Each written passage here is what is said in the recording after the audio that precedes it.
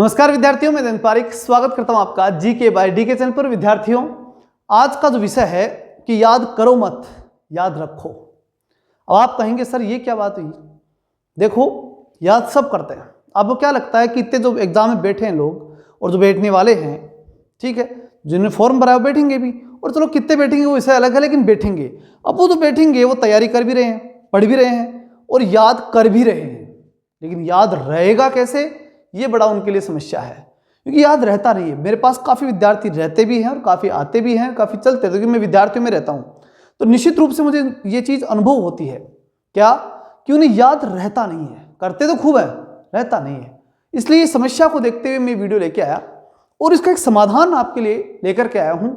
आशा है कि आपको बहुत अच्छा लगेगा और अच्छा ही नहीं, पक्का काम करेगा, ये मुझे विश्वास है। इसलिए इसको अंत तक जरूर देखना, ठीक है ना। चलिए देखते हैं। करना क्या होता है, सबसे बढ़िया तरीका जो है याद रखने का वो ये है कि पढ़ो। अब आप कहोगे सर पढ़ते तो हैं, कौन सी बड़ी बात हो गई, पढ़ना तो है, पढ़ते हो, लेकिन बताऊं कैसे पढ़ते हो। पहला पैराग्राफ पढ़ते हो, शुरू हो जाते हो उसको रटने के लिए, ये पढ़ लिया आप इसको रटेंगे। ये तरीका बिल्कुल गलत है, ये स्मार्ट लोगों का तरीका बिल्कुल नहीं है। जिन्हें सिलेक्शन लेना वो उनका तो बिल्कुल नहीं होता। तो फिर तो क्या करें, और विशेष रूप से इस समय तो बिल्कुल नहीं है, जब 1 महीने का समय बचाओ तब तो बिल्कुल नहीं करना ये तरीका।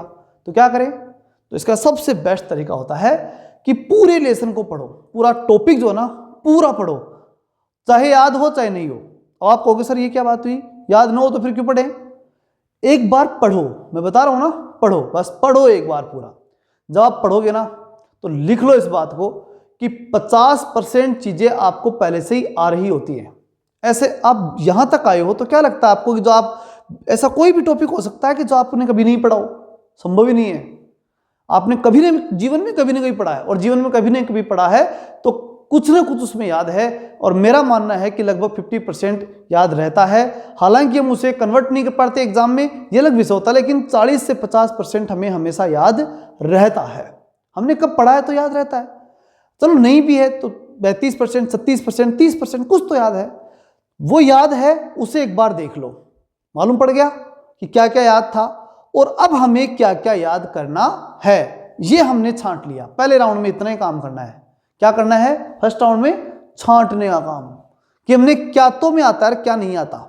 हो गया, रीडिंग मार लिया, मालूम पड़ गया। बहुत सी चीजें नहीं समझ में आ रही थी, वो कुछ चीजें समझ में भी आई, और कुछ पहली बार पढ़ी थी वो भी याद हुई, या ये कह सकते हैं उनके बारे में हमने जाना। पहले राउंड में काफी कुछ जान लेते हैं हम, काफी कुछ पहचान लेते हैं। फिर दूसरा राउंड स्टार्ट करो।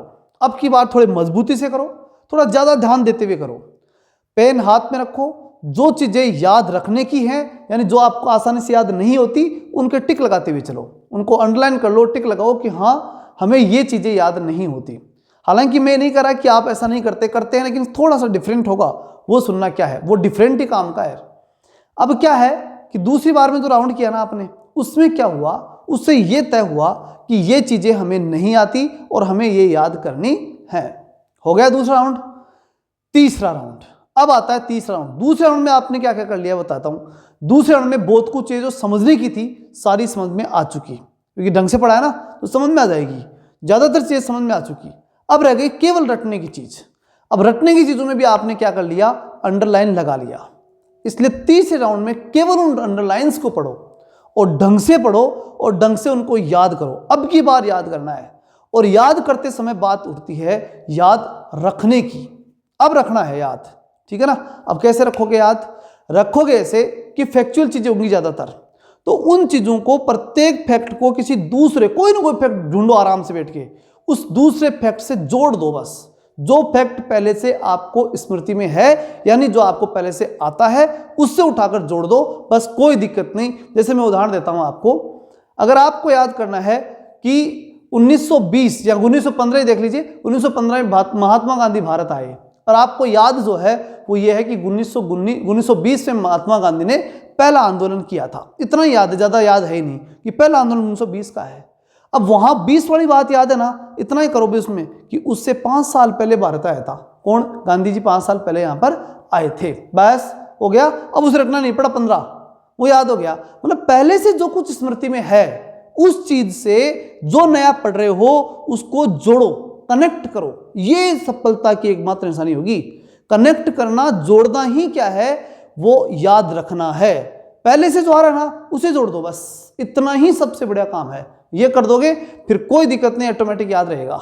ये तो ही तथ्यात्मक चीजों की बात। कुछ बिल्कुल नहीं है, कभी किसी से नहीं जुड़ती, उनका क्या करें, उनके लिए फिर बनाओ ट्रिक। अब ट्रिक कहोगे गुरुजी ट्रिक वाला मामला भूल जाते, खूब सारी जाती है। नहीं, ये मानो आप कि ट्रिक का मतलब होता है एक शब्द को दूसरे शब्द के साथ कनेक्ट करना। और जब दूसरे शब्द के साथ कनेक्ट करोगे तो वहां जैसे ही प्रश्न आएगा ना, तो उसके साथ जो 4 ऑप्शन होंगे वो उस ट्रिक वाले जो मैचिंग आपने कर रखी है ना, उस मैचिंग में पक्का वही शब्द आएगा। याद हो और चाहे नहीं हो, जो टिक लगा के आओगे ना वो 99% सही जाने की संभावना रहती है। इसलिए ये दूसरा तरीका इसमें अपनाओ। ये आखिरी का जो कार्यक्रम है ना, टिक लगाने के बाद इसको याद रखना, ये बहुत ही महत्वपूर्ण चीज है। बस ये चीज सीख लो, उसके बाद आपको कोई हराने वाला नहीं है। पक्का 1 महीने बाद आपका शानदार पेपर होने वाला है, ये विश्वास रखो। ठीक है, चलिए मिलते हैं नेक्स्ट वीडियो में। तब तक के लिए जय हिंद, जय भारत।